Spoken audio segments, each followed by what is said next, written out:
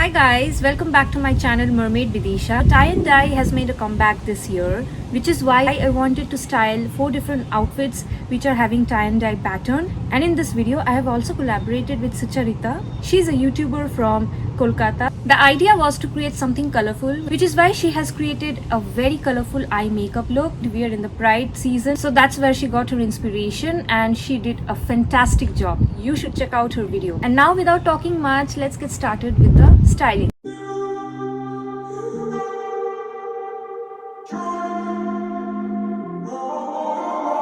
I'm walking around in the circle of life, doing the things I know, walking the same ways 100 times with the same soul. But do you ever try to path on the right side, put it up in your mind?